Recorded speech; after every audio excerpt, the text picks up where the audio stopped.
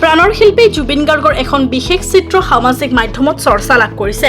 কামৰূপ জিলাৰ কমলপুৰ বৰদৈপুখীয়াৰ দীপজ্যোতি তালুকদাৰৰ হাতৰ পৰশত প্ৰাণ পাই উঠিছে প্ৰাণৰ শিল্পীগৰাকীৰ প্ৰতিচ্ছবি। কেনে চলচ্চিত্ৰ মহোৎসৱ 2026ত আলিয়া ভাটে ফৰাচে অনুপ্ৰাণিত হাতেৰে ৰং কৰা গাউন পিন্ধি সকলোৰে দৃষ্টি আকৰ্ষণ কৰে। 26 সংখ্যক দিনতো বক্স অফিচত উজ্জ্বল প্ৰদৰ্শন কৰি 161 কোটি টকা উপাৰ্জনৰ পৰিসংখ্যা অতিক্ৰম কৰিলে ভূত বাংলা ছবিখনে।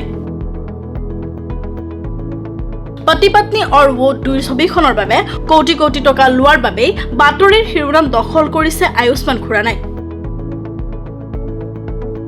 পূজা হেগড়ে আৰু আল্লু অৰ্জুনেও ইয়াৰ পূৰ্বে দুখনকৈ ছবিত একেলগে কাম কৰিছিল। এতিয়া AA23ত দুয়োগৰাকীকে পুনৰ একেলগে দেখা যাব। অক্ষয় কুমাৰে পৰিচালক আনিছ বাজমীৰ আন এখন কমেডি ছবিৰ শ্বুটিং আৰম্ভ কৰিছে।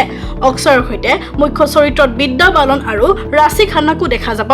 অহা 4 ডিচেম্বৰত ছবিগৃহত মুক্তি লাভ কৰিব ছবিখনে। বৰ্তমানেও ছবিখনৰ নাম ঘোষণা হোৱা নাই। ৰিতেশ দেশমুখৰ ছবি ৰাজা শিৱাজীয়ে বক্স অফিচত ইতিবাচক সঁহাৰি লাভ কৰিছে। 1 মেত ছবিখনে ছবিগৃহত মুক্তি লাভ কৰিছিল।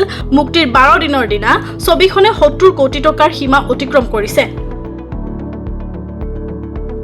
আজি IPLত শাহিদ বীৰ নাৰায়ণ সিং আন্তঃৰাষ্ট্ৰীয় ষ্টেডিয়ামত সমূহ সময়ত অৱতীৰ্ণ হ'ব ৰয়েল চেলেঞ্জাৰ্ছ বেংগালুৰু আৰু কলকাতা নাইট ৰাইডাৰ্ছ।